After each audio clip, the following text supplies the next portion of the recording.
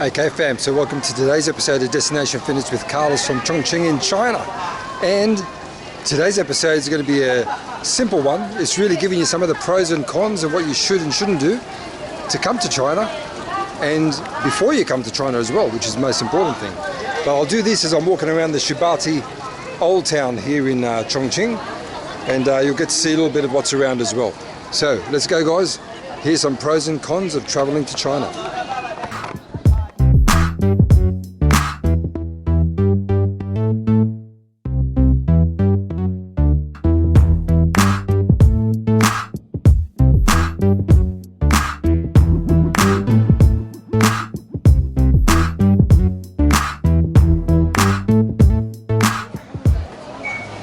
So fam, the most important thing without any question is do your research and download all the apps you will need in China.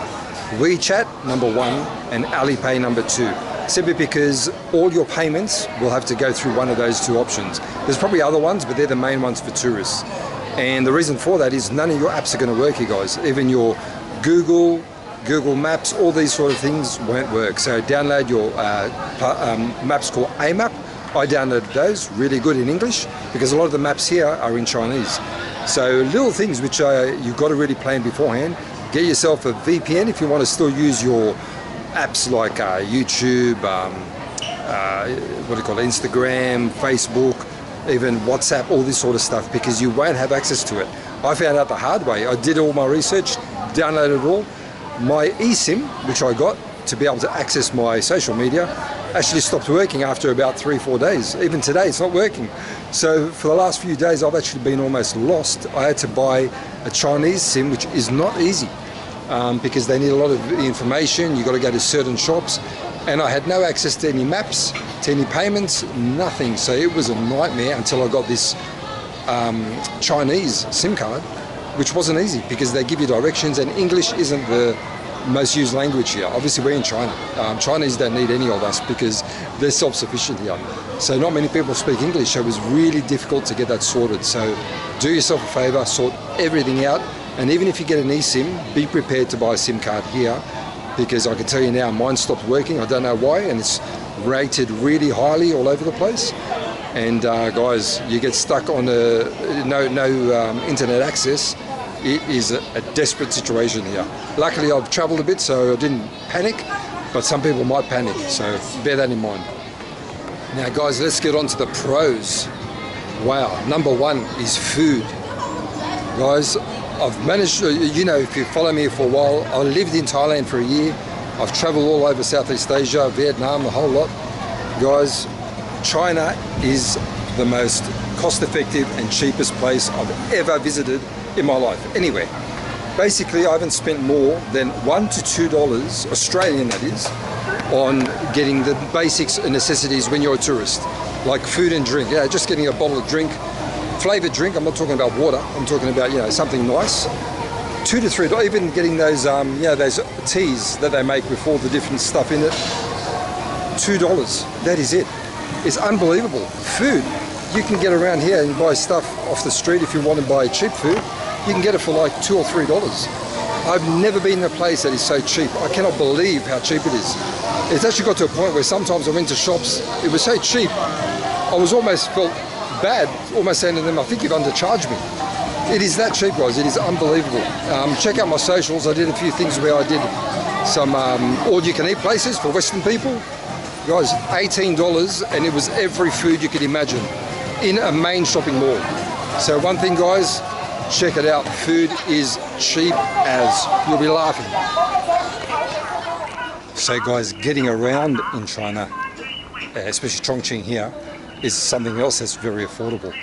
I've got the metro for most of the places which I had to go, which were a little bit further out. I did a lot of walking, but the metro didn't cost me more than $1 Australian anywhere I went. And I'm talking about traveling 45-50 minutes. Never cost me more than $1 Australian. That is unbelievable on the metro. Now the only thing with the cabs, I didn't get any cabs because what happened with WeChat, when you set up your account in your country, whether it be Australia or wherever you're from, you have to use your home phone number. Now what happens with a lot of the places like cabs and that, because we're in China or in a different country, it picks up, especially if you're using an eSIM or whatever, that you're in a different country, and it picks up that you're there and they want to send you a text confirmation before you can pay for things like cabs. And the problem with that is the text is on your Australian number. So I got caught out once or twice with that, so I couldn't get any cabs around because it kept wanting to send me a text for confirmation, which is a security thing. So that's another thing you've got to be wary of. But if I did get cabs, I know they're very cheap. It's already embedded in the WeChat app. However, you could get cabs around where they're unmetered. I never tried that, but from what I understand, they're pretty cheap anyway. So getting around, guys, is very cheap. And walking, honestly, it's just a lot of hills and a lot of descents, but you don't need to walk too much in the main part of Chongqing.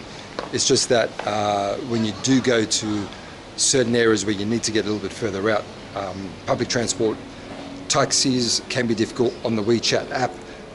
If it doesn't recognize your number and if it tries to send you a text, you get caught out. But getting around on the metro, guys, and the metro is very easy. Once you worked it out after the first 2-3 days, very simple to work around. It's in Chinese and English all over the stations. And guys, honestly, it is so cheap, it is ridiculous. So guys, when it comes to food, if you are into spicy food, you'll be in heaven here. Chongqing is the home of the hot pot. This is where it was initially made famous and invented. So everything is spicy here, guys, and I'm talking about every second restaurant, like the ones behind me there, all hot pot restaurants. And hot stands for chili, spicy hot, and they like it hot, guys. You would not believe how much stuff they've got. Now the only thing is, if you're not into spicy food like myself, food, you got to be a bit careful with food. So I tended to go to a lot of the malls to get more of the food that I know and I'm comfortable with. But even when I did that, it was still it was very inexpensive, very cheap, very affordable.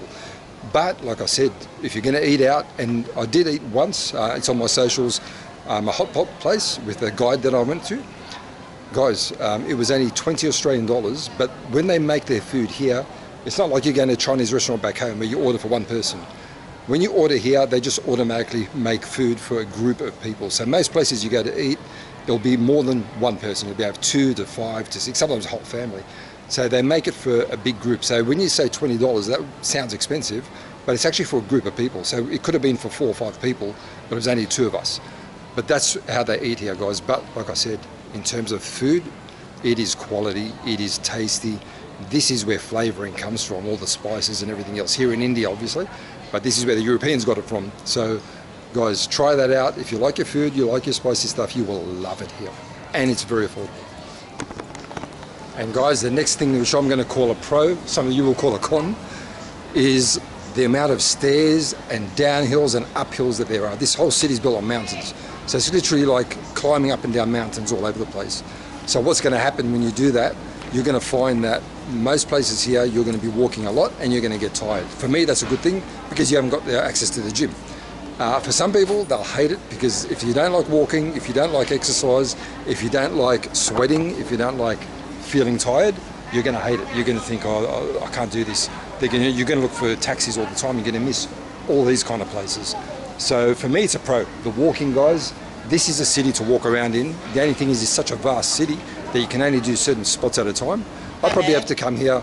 I probably have to come here about 100 times just to be able to film the whole city. The city is enormous, 32 million people. But in terms of walking, you get around and this is what you see, guys. History, beautiful. Now fam, I don't know what your perception is of the Chinese, especially most of our perception comes from people who probably never even come to this country. But from my experience, since I've been here, nothing but the nicest, most friendliest people I've met. Very, very similar to Thailand and places like that. Very, very similar to Thailand, very similar to all of Asia, to be honest. The people here are so friendly. Look, you're going to get people like me, especially that look like me, you're going to get stares. You don't see many tourists here, especially in Chongqing. Maybe Beijing and places like that, they get more tourists. Over here, you won't get many. So you've got to expect some stares, but they don't stare at you in, people like myself, of colour. We know the difference between someone being curious and someone being, I don't like you. There's not an I don't like you stare here. It's just a curious stare. And people come and talk. They say hello. They try and talk. They always say, where you from? They're very, very nice people, guys. So the stares aren't a big thing because I think they do to every sort of tourist, but they are so friendly. I've had nothing but good encounters with people here, guys. Nothing but good encounters. And one thing I forgot to mention when I talk about how nice the people are. I now know what a celebrity feels like. Literally every day I've gone out, I must have had at least 10 minimum, maybe more, people that would come up and bring their children or whatever to take photos. And like I said, it's all curious. It's actually just an example of how much tourism is still pretty new to this part, because people still stop and want to take photos with you and show the kids. They'll put in their little translator. Can I have a picture with you? This has happened 10 times minimum per day. I'm surprised it doesn't happen here. It happened on one of my other episodes I did of Chongqing, but it hasn't happened yet because I keep going into quiet areas so I don't get music so I can film for you properly. But that's another thing that I enjoy. I don't mind it. But some people may not like it. People come and take their photo with you, but I don't mind it. So another pro about Chongqing, guys, is if you are into technology, you are into seeing what the world is going to look like in the future, you will not believe what this place has achieved in a span of about 40 years. Coming from a place like Sydney in Australia, it is embarrassing to think how far behind we are compared to these guys. These guys are so ahead, and this is Chongqing, this isn't Shanghai and Beijing, so I can only imagine how much more ahead they are. But these guys here in China, guys, you will get an idea what the future is going to be like. But the only problem is, by the time our countries catch up to these guys, they've gone way ahead of us again. So guys, in terms of technology, innovation, wow, these guys are number one. And if that is a pro, because you're going to see what maybe my grandchildren will be living like. But by that time, these guys, like I said, they're going to be way ahead. But it is amazing what they've achieved in this beautiful city, guys. And fam, another pro about being here in China, in Chongqing, cleanliness, safety. Guys, look at this place here. There are a few leaves on the footpath which are coming from those trees up there, but there's hardly any mess, litter, nothing on these pavements. People clean them in the morning. It's about 2 in the afternoon at the moment. Look at this, it's clean as. I made a comment on one of my socials. I think this is the cleanliest city I've been in after Singapore. It's equivalent. I've hardly seen a piece of, I'm trying to look for some paper now on the floor. I can hardly see anything. I think I could see a napkin which has come off a table just on the floor there. That's about it. And there's an empty packet of cigarette just down there. It is so clean. And safety-wise, well, I've been walking around this city. I've been walking more. I said earlier, my payments weren't working for taxis and stuff. Walking at night, there's a lot of little side streets, a little walkways, no problem at all. I think I've seen about 3 people that looked like they might be homeless in the main square, and that was on one night where it was really busy, and they look like they may be homeless, I don't know, but that was the only thing I saw. But outside of that, guys, a lot of older people working hard, but everyone's working. No one, it's just, I don't know how I can put it, it's almost a perfect city. It is never, no city's ever perfect, but cleanliness, look at this. You know, like, you know, I'm fortunate I've travelled to Southeast Asia a lot, but you won't see streets that look like this in Southeast Asia. Vietnam, Thailand, no way. So again, guys, another pro. Now guys, some of the cons, I've gone through all the pros. One of the main ones is obviously the language. You know, the thing with China is they're self-sufficient. It's not a tourism place. Even though Chongqing, it's a lot of tourists, but they're Chinese tourists mainly that are here. So people that come from Beijing or wherever. So all the people that you see on my video, I mean, there's 32 million people in this city, but a lot of tourists, and they're all from, I mean, I managed to speak to a few of them that can speak English, and most of them are from China. I've managed to see maybe 2 or 3 tourists per day, maybe 2 or 3 per day. So it's not a tourist place. So in that respect, they don't need to strive to understand or know English. So everything's written in Chinese. Not many people speak English. So it can be a little bit frustrating, a bit difficult to get things across, especially when you need to show them. Even the pronunciations, if you don't pronounce things properly, they don't know what you're talking about. So that is the biggest, I think, con in sense of, you know, either brush up on your Chinese, but don't expect them to speak English, because they don't and they won't. They don't have to. And it's their country, obviously, but more importantly, they're not relying on tourism. This isn't a place for tourism for them. So for us, if we're used to traveling, we think everybody speaks English, they don't. So that's one of the cons over here. And another one of the cons, guys, is the fact that you have to use all their Chinese apps. Obviously, you won't get access to any of your apps or any of your social medias from here. They've got their own versions. There's probably good reasons for that. They're protecting themselves for the future, because they know that what's going to happen in terms of other countries not liking them. So they've protected themselves for the future. So they've blocked a lot of our apps. So you have to have yours downloaded. So you've got to make sure you do all that beforehand, because you might get stuck if you don't, like I did in the last few days, where I had no access because my eSIM stopped working. So that can be very worrying for some people who haven't traveled before.